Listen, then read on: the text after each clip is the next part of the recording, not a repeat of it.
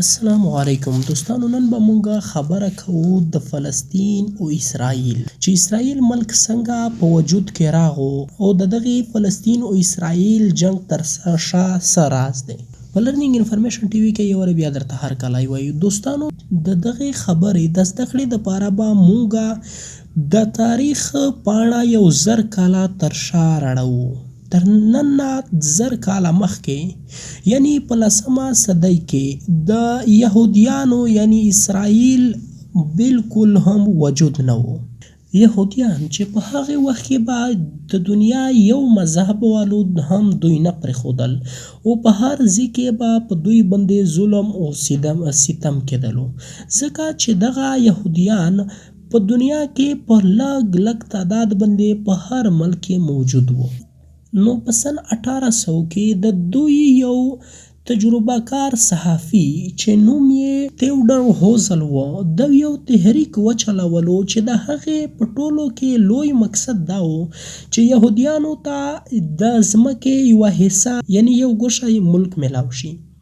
نو په 1896 کې د ده دغه مقصد او د ده دغه محنت خپله کامیابي ته ورسېدلو. د یو تحریک وچلولو چې د هغې مقصد دغه و چې ټول یهودیان په یو ځای سره راجمع کړي او د هغې دپاره جروزلم یعنی فلسطین کې مسجد اقصی سره نږدې یو ځای خوښ کړو. په هغې وخت کې په فلسطین کې نه د اسرائیل څه نام و، نه د غازا او نه د ویسټ بینک څه نام و، چې نن په هغې فلسطین کې دغه 3 ملکونه موجوده دي. ورو ورو په دغې ځای باندې یهودیانو خپله قبضه کول شروع کړله او دغسې قبیلې به راتلې او دغه ځای کې به ابادېدلې.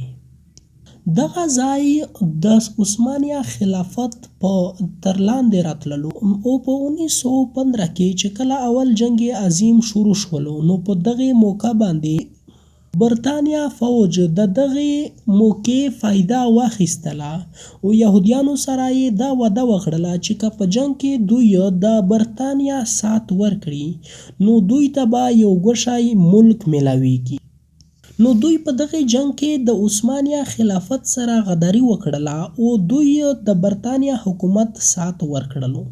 نو چې کله جنگ ختم شولو او برطانیا دغه جنگ وګټلو او عثمانیه خلافت هار شوله، نو برطانیا د دوی سره وعده خلاف ورزي وکړله او په فلسطین باندې برطانیا په خپله قبضه وکړه او د 1918 نه تر 1944 پورې په فلسطین باندې د برطانیا حکومت و.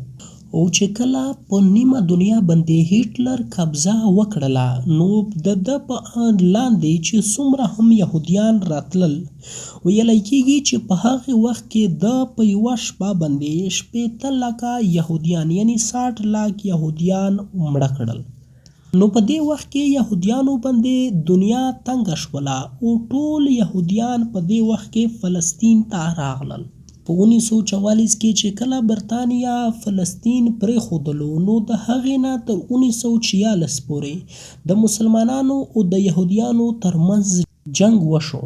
نو په 1947 کې اقوام متحده د دوی ترمنځ فیصله وکړله او فلسطین یې په 2 حصو باندې تقسیم کړلو. اقوام متحده 45% علاقه مسلمانو ته ورکړله او 55% علاقه یې یهودیانو ته ورکړله او مسجد اقصی یې د دواړو ترمنځ ګډه پرېښودو، ځکه چې دغه ځای د یهودیانو، مسلمانانو او عیسایانو دپاره ډېر زیات معزز ځای دی او د مسلمانانو قبله یې اول ده.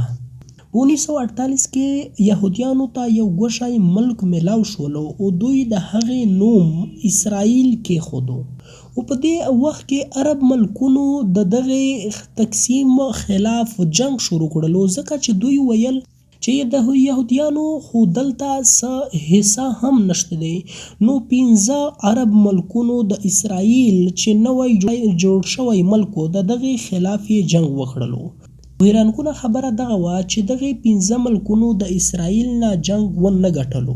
په دې نه بعد په 1967 کې یو ځل بیا هم عرب جنگ شروع شولو او په دغې کې هم بیا اسرائیل جنگ وګټلو. د دوی جنگونو نه بعد چې کومه حصہ فلسطین ته ملو شوې هم وه په هغې باندې هم د اسرائیل قبضه شوله. چې کومه حصہ فلسطین ته ملو شوې وه په هغه باندې هم د اسرائیل قبضه شوله. نو د فلسطین خلکو په دغه وخت کې یو تحریک شروع کړلو چې هغې ته یې نوم ورکړلو فلسطین لیبر ارګنایزیشن یعنی PLO. دغه تحریک د 1967 نه تر 1985 پورې د هتیارو په زور باندې فلسطین اخیستلو خو دوی پکې ناکام شول او په دې نه بعد دوی کاغذي کاروایي شروع کړله. نو په 1973 کې د فلسطین مسلمانانو او د اسرائیل یهودیانو ترمنځ امن معاهدې وشولې او په 1994 کې څه لږ حصہ د فلسطین ته اسرائیل واپس ورکړله. خو دا حصہ ډیره لږ وه نو د فلسطین زیاتر مسلمانان په دې باندې خوشحال نه وه. په دې نه بعد فلسطین کې یو نوی ګروپ جوړ شولو چې هغې ته یې حماد ګروپ نوم ورکړلو او دوی دغه ویل چې په فلسطین باندې د اسرائیلو هیڅ هم حق نشته دی او بل طرف ته اسرائیل هم د دغه خلاف جنگ شروع کړلو. دوی ویل چې د دغه فلسطین د خلکو په دغه علاقه نه زیات حق په فلسطین باندې نشته دی. یعنی اوس فلسطین په خپله باندې هم په منځ کې تقسیم شولو. یو سیټ ته د PLO والا و او بل سیټ ته د حماد مجاهدین و. د فلسطین چې کومه حصہ د PLO تر لاندې راځي هغه ته ویسټ بینک وایي او د هغې ځای مسلمانان اوس هم خپله یعنی د سکون زندگی خو نه تیروي خو د جنگ نه خلاص دي او د یهودیانو تر لاندې دي. او په بل طرف غازه ده چې په هغې باندې حماد او د هغې مجاهدینو قبضه کړې ده. 2007 کې او په 2018 کې د دوی ترمنځ ډېر سخت جنګونه شوي دي.